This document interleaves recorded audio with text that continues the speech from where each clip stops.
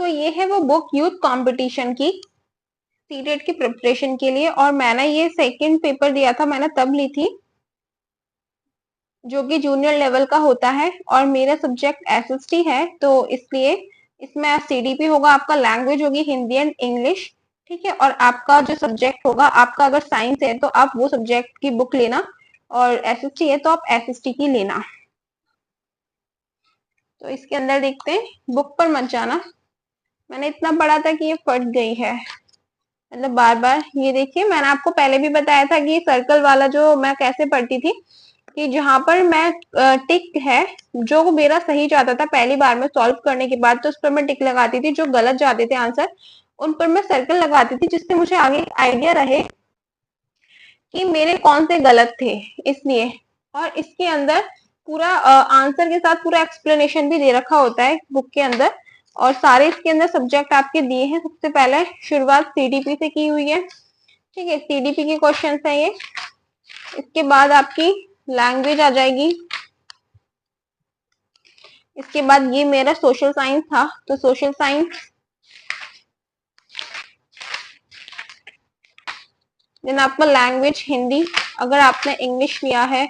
और फिर इसके बाद ये था इंग्लिश, ये है इंग्लिश, ये रहा। इसके अंदर बिल्कुल ये उसी तरह से जिस तरह से आपका पेपर आता है एग्जाम में, बस वही है पूरा, क्वेश्चन ही क्वेश्चन दिए हैं, इसके साथ आंसर भी बताया है, और इसके साथ पूरा एक्सप्लेन भी किया है। तो जो आंसर गलत होता था ना, तो वो एक्सप्लेनेशन यहाँ पे दे रखा है, आप देख सकते हैं।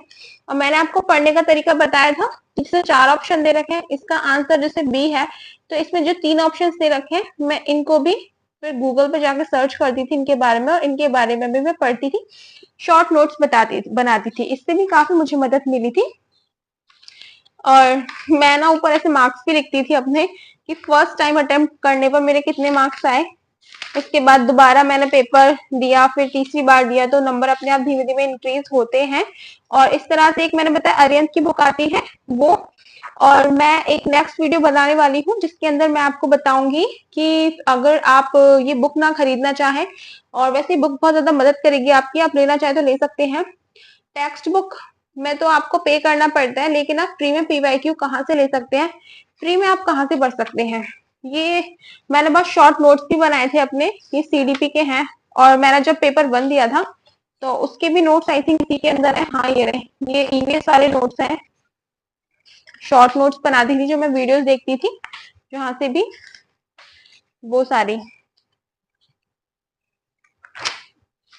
और जो क्वेश्चंस, ये मैं वर्ड्स लिखती थी, जो मैं देखती थी क्वेश्चंस के अंदर जो वर्ड ज्यादा पाए जाते हैं, वो सारे वर्ड्स में लिखती थी, जो ऑप्शंस के अंदर ज्यादा मुझे मिलते थे वो सारे।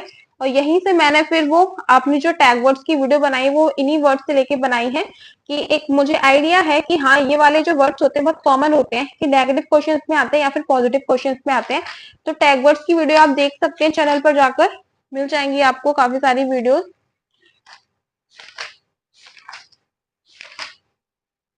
एक और चीज सिखाना चाहती हूँ, कि मैंने जब फर्स्ट टाइम ही पेपर सॉल्व किया था बिना कुछ भी पढ़े, सिर्फ मैंने टैग वर्ड्स पढ़े थे, तो मेरे 19 मार्क्स आए थे। मैं क्या करती थी कि जितने भी मेरे मार्क्स आते थे ना, तो मैं उनको लिख लिया करती थी। फिर बाद में फिर मैंने दोबारा से पेपर सॉल्व किया यही वाला, तो मेरे 24 आए थे, देन उसके बाद मेरे 25 आए थे। ये मेरा पहला था पीवाईक्यू, पहला मतलब सेट था जो मैंने लगाया था। और इसके बाद मैं आपको दूसरा सेट दिखाती हूँ, मैंने वहां भी लिखा हुआ है, ये देखिए। दूसरा सेट जब मैंने लगाया, तो मेरे पहली बार में, मतलब दूसरे सेट का जो फर्स्ट अटेम्प्ट था मेरा, तो मेरे 23 नंबर आए थे। तो पीवाईक्यू लगाने से, एक सेट लगाने से इतना ज्यादा इंप्रूवमेंट हो गया था, मतलब पहली बार में यहाँ 19 थे, ठीक है। और जब मैंने ये पहली बार दिया 23 थे, और जब मैंने दूसरी बार दिया तो 30 में से मेरे पूरे 30 नंबर आए थे। तो मैं लिख लिया करती थी, इससे मेरा एक कॉन्फिडेंट लेवल बढ़ता, तो मुझे पता रहता था कि हाँ मेरे कितने मार्क्स बढ़ रहे हैं, क्या मेरी जो प्रोग्रेस है वो हो रही है। इस तरह से मैंने पढ़ाई की थी। तो आप भी इस तरह से अपनी पढ़ाई शुरू करिए, और बहुत अच्छा रिजल्ट मिलेगा आपको।